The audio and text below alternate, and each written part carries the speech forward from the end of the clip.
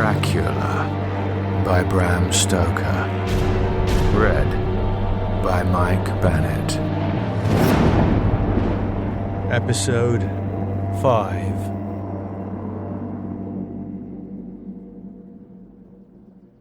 Chapter 5.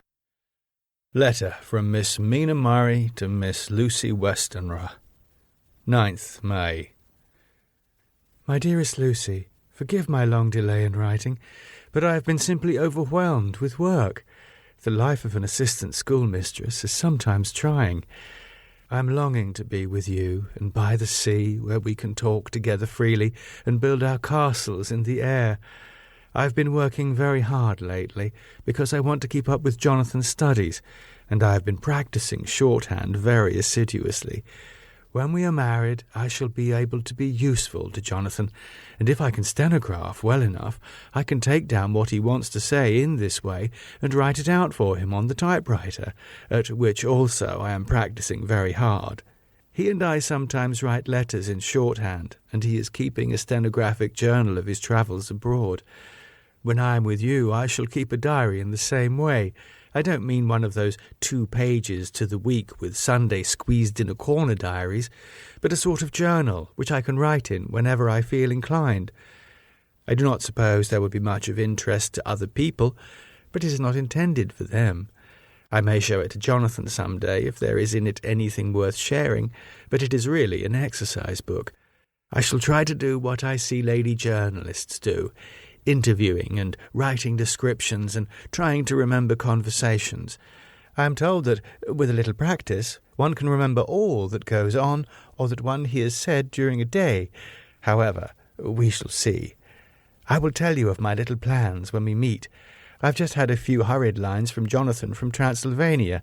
He is well and will be returning in about a week. I am longing to hear all his news.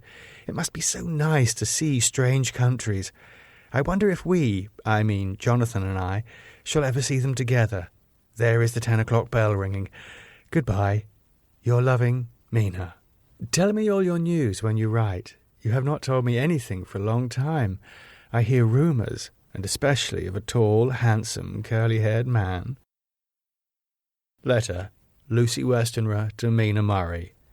17 Chatham Street, Wednesday. My dearest Mina, I must say you tax me very unfairly with being a bad correspondent. I wrote to you twice since we parted, and your last letter was only your second. Besides, I have nothing to tell you. There is really nothing to interest you. Town is very pleasant just now, and we go a good deal to picture galleries and for walks and rides in the park. As to the tall, curly-haired man, I suppose it was the one who was with me at the last pop. Someone has evidently been telling tales. That was Mr. Holmwood. He comes often to see us, and he and Mamma get on very well together. They have so many things to talk about in common. We met some time ago, a man that would just do for you, if you were not already engaged to Jonathan.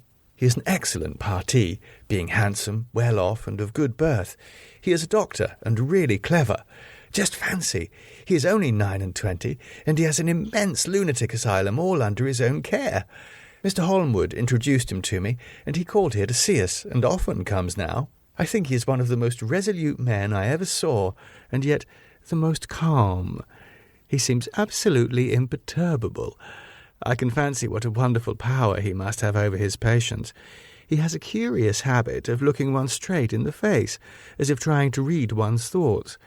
He tries this on very much with me, but I flatter myself he has got a tough nut to crack. I know that from my glass. Do you ever try to read your own face? I do, and I can tell you it is not a bad study, and gives you more trouble than you can well fancy if you've never tried it. He says that I afford him a curious psychological study, and I humbly think I do. I do not, as you know, take sufficient interest in dress to be able to describe the new fashions. Dress is a bore. That is slang again, but never mind. Arthur says that every day. There it is, all out. Mina, we have told our secrets to each other since we were children. We have slept together, and eaten together, and laughed and cried together. And now, though I have spoken, I would like to speak more. Oh, Mina, couldn't you guess? I love him. I am blushing as I write, for although I think he loves me, he has not told me so in words. But, oh, Mina, I love him, I love him, I love him. There, that does me good. I wish I were with you, dear, sitting by the fire, undressing, as we used to sit, and I would try to tell you what I feel. I do not know how I am writing this, even to you. I am afraid to stop, or I should tear up the letter, and I don't want to stop, for I do so want to tell you all. Let me hear from you at once, and tell me all that you think about it. Mina, I must stop. Good night. Bless me in your prayers, and Mina, pray for my happiness. Lucy. P.S. I need not tell you, this is a secret. Good night again. L. Letter, Lucy Westenra to Mina Murray, 24th May. My dearest Mina, thanks and thanks and thanks again for your sweet letter. It was so nice to be able to tell you and to have your sympathy. My dear, it never rains but it pours. How true the old proverbs are. Here am I, who shall be 20 in September, and yet I never had a proposal till today. Not a real proposal. And today I have had 3. Just fancy, 3 proposals in one day. Isn't it awful? I feel sorry, really and truly sorry, for 2 of the poor fellows. Oh, Mina, I'm so happy that I don't know what to do with myself. And 3 proposals! But, for goodness sake, don't tell any of the girls, or they would be getting all sorts of extravagant ideas and imagining themselves injured and slighted if in their very first day at home they did not get 6 at least. Some girls are so vain. You and I, Mina dear, who are engaged and are going to settle down soon, soberly into old married women, can despise vanity. Well, I must tell you about the 3, but you must keep it a secret, dear, from everyone. Except, of course, Jonathan. You will tell him, because I would, if I were in your place, certainly tell Arthur. A woman ought to tell her husband everything, don't you think so, dear? And I must be fair. Men like women, certainly their wives, to be quite as fair as they are, and women, I'm afraid, are not always quite as fair as they should be. Well, my dear, number 1 came just before lunch. I told you of him, Dr. John Seward, the lunatic asylum man with the strong jaw and the good forehead. He was very cool outwardly, but was nervous all the same. He had evidently been schooling himself as to all sorts of little things, and remembered them, but he almost managed to sit down on his silk hat, which men don't generally do when they are cool, and then, when he wanted to appear at ease, he kept playing with a lancet in a way that made me nearly scream. He spoke to me, Mina, very straightforwardly. He told me how dear I was to him, though he had known me so little, and what his life would be with me to help and cheer him. He was going to tell me how unhappy he would be if I did not care for him, but when he saw me cry, he said that he was a brute and would not add to my present trouble. Then he broke off and asked if I could love him in time, and when I shook my head, his hands trembled, and then, with some hesitation, he asked me if I cared already for anyone else. He put it very nicely, saying that he did not want to wring my confidence from me, but only to know, because if a woman's heart was free, a man might have hope. And then, Mina, I felt a sort of duty to tell him that there was someone. I only told him that much, and then he stood up, and he looked very strong and very grave as he took both my hands in his, and said he hoped I would be happy, and that if ever I wanted a friend I must count him one of my best. Oh, Mina, dear, I can't help crying, and you must excuse this letter being all blotted. Being proposed to is all very nice and all that sort of thing, but it isn't at all a happy thing when you have to see a poor fellow whom you know loves you honestly going away and looking all broken-hearted, and to know that, no matter what he may say at the moment, you are passing quite out of his life. My dear, I must stop here at present. I feel so miserable, though I'm so happy. Evening. Arthur has just gone, and I feel in better spirits than when I left off, so I can go on telling you about the day. Well, my dear, number 2 came after lunch. He is such a nice fellow, an American from Texas, and he looks so young and so fresh that it seems almost impossible that he has been to so many places and had such adventures. I sympathize with poor Desdemona when she had such a dangerous stream poured in her ear, even by a black man. I suppose that we women are such cowards that we think a man will save us from fears, and we marry him. I know now what I would do if I were a man and wanted to make a girl love me. No, I don't, for there was Mr. Morris telling us his stories, and Arthur never told any, and yet, my dear, I am somewhat previous. Mr. Quincy P. Morris found me alone. It seems that a man always does find a girl alone. No, he doesn't, for Arthur tried twice to make a chance, and I helping him all I could. I am not ashamed to say it now. I must tell you beforehand that Mr. Morris doesn't always speak slang. That is to say, he never does so to strangers or before them, for he is really well educated and has exquisite manners. But he found out that it amused me to hear him talk American slang, and whenever I was present and there was no one to be shocked, he said such funny things. I'm afraid, my dear, he has to invent it all, for it fits exactly into whatever else he has to say. But this is a way slang has. I don't know myself if I shall ever speak slang. I do not know if Arthur likes it, as I have never heard him use any yet. Well, Mr. Morris sat down beside me and looked as happy and jolly as he could, but I could see all the same that he was very nervous.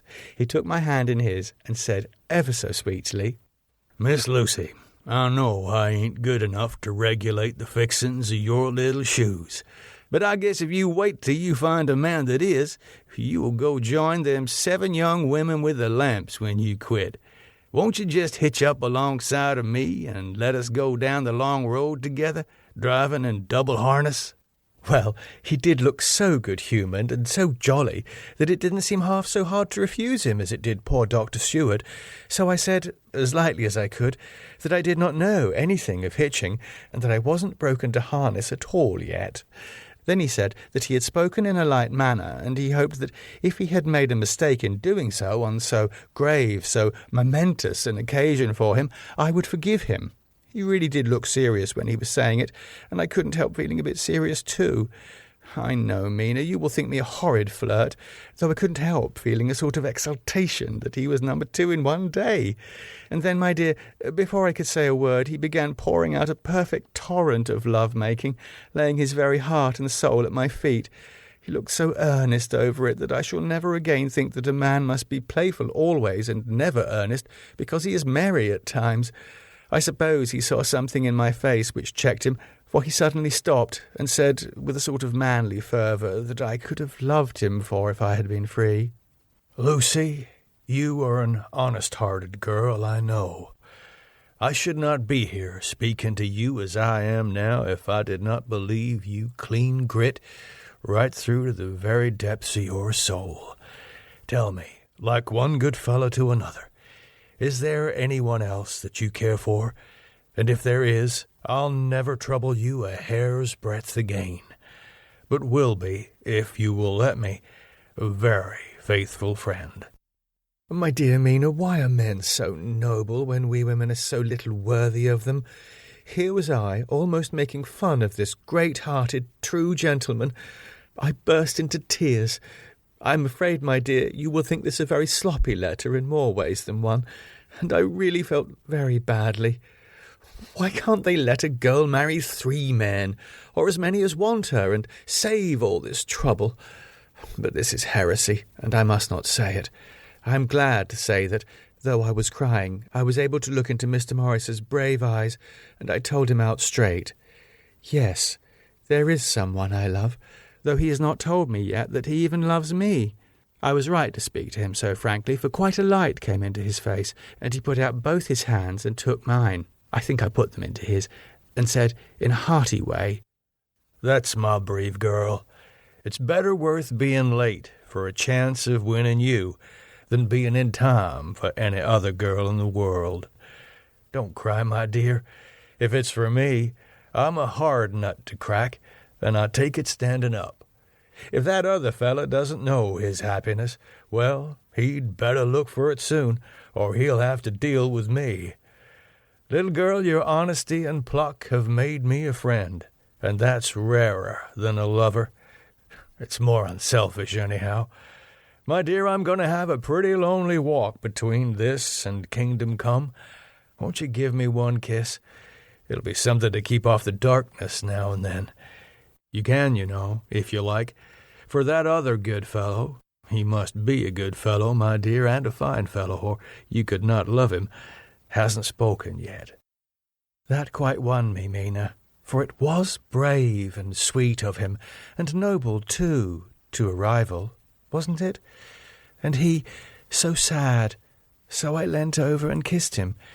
He stood up with my 2 hands in his, and as he looked down into my face, I'm afraid I was blushing very much, he said, "Little girl, I hold your hand, and you've kissed me, and if these things don't make us friends, nothing ever will. Thank you for your sweet honesty to me, and goodbye." He wrung my hand, and taking up his hat, went straight out of the room without looking back, without a tear or a quiver or a pause. And I am crying like a baby. Oh, why must a man like that be made unhappy when there are lots of girls about who would worship the very ground he trod on? I know I would if I were free. Only I don't want to be free. My dear, this quite upset me, and I feel I cannot write of happiness just at once, after telling you of it, and I don't wish to tell of the number 3 until it can be all happy. Ever your loving Lucy. P.S. Oh, about number 3. I needn't tell you of number 3, need I? Besides, it was all so confused. It seemed only a moment from his coming into the room till both his arms were round me, and he was kissing me. I am very, very happy, and I don't know what I have done to deserve it. I must only try in the future to show that I am not ungrateful to God for all his goodness to me in sending to me such a lover, such a husband, and such a friend. Goodbye. Dr. Seward's diary, kept in phonograph. 25th May. Ebb tide in appetite today. Cannot eat, cannot rest, so diary instead. Since my rebuff of yesterday, I have a sort of empty feeling. Nothing in the world seems of sufficient importance to be worth the doing. As I knew that the only cure for this sort of thing was work, I went down amongst the patients. I picked out one who has afforded me a study of much interest. He is so quaint that I am determined to understand him as well as I can. Today I seem to get nearer than ever before to the heart of his mystery. I questioned him more fully than I have ever done, with a view to making myself master of the facts of his hallucination. In my manner of doing it there was, I now see, something of cruelty. I seemed to wish to keep him to the point of his madness, a thing which I avoid with the patients as I would the mouth of hell. Mem. Under what circumstances would I not avoid the pit of hell?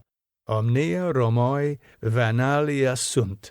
Hell has its price. Verb. Sap.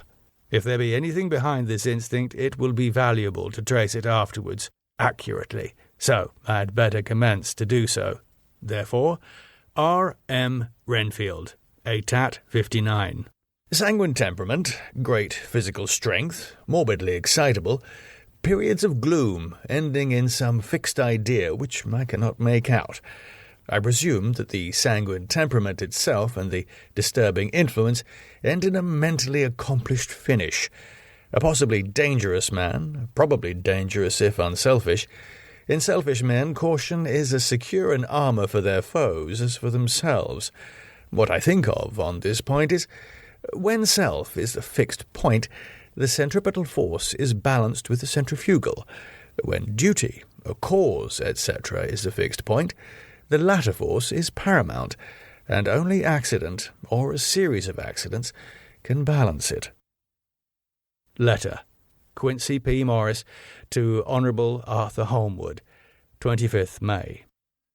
My dear Art, we've told yarns by the campfire in the prairies, and dressed one another's wounds after trying a landing at the Marquesas, and drunk healths on the shore of the Titicaca. There are more yarns to be told, and other wounds to be healed, and another health to be drunk. Won't you let this be at my campfire tomorrow night? I have no hesitation in asking you, as I know a certain lady is engaged to a certain dinner party, and that you are free. There will only be one other, our old pal at the Korea. Jack Seward. He's coming too, and we both want to mingle our weeps over the wine cup and to drink a health with all our hearts to the happiest man in all the wide world, who has won the noblest heart that God has made and the best worth winning. We promise you a healthy welcome and a loving greeting, and a health as true as your own right hand. We shall both swear to leave you at home if you drink too deep to a certain pair of eyes. Come, yours as ever and always, Quincy P. Morris. Telegram from Arthur Homewood to Quincy P. Morris, 26th of May. Count me in every time. I bear messages which will make both your ears tingle. Art.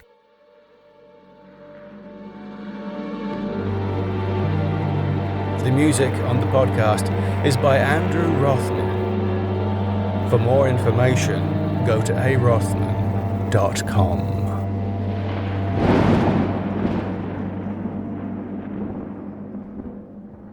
Thank you for listening, ladies and gentlemen. I hope you're enjoying the podcast, and if you are, and you're especially partial to a ripping vampire story, I can wholeheartedly recommend my podcast of my own vampire novel, which I'm sure comes as no surprise. It's called Underwood and Flinch. It's a contemporary novel set in a British expat community in Spain, and into that community comes a vampire. Here's the blurb. All David Flinch ever wanted was a normal life. But when you're a member of the Flinch family, normal has never been easy. For hundreds of years, the eldest-born male Flinch has been servant and guardian to the vampire, Lord Underwood. While the Flinches have changed through the generations, Underwood has remained eternal. David had hoped to be spared the horror of serving his family's lord and master, but when he is summoned to the family home in Spain by his dying older brother, he knows his luck has run out. After 50 years of slumber, Underwood is to be resurrected from the grave in a ritual of human sacrifice, and David, by right of succession, is to be his resurrector. But there is another Flinch, one who craves the role of guardian to the vampire, David's sister, Lydia. It's a job she intends to have, even if it means making David's the first blood shed in this new age of Underwood and Flinch. The novel Underwood and Flinch was serialised as a podcast from December 2008 to July 2012. It won the Parsec Award for Best Small Cast Story, long form, for 2 years running in 2012 and 2013. Episodes of the podcast have been downloaded over 2 million times, and the book is currently optioned by a major Hollywood studio for production as a television series. So, why not give Underwood and Flinch a try? You've nothing to lose. It's free. So search for it today in your podcast app. Thank you. I hope you enjoy it.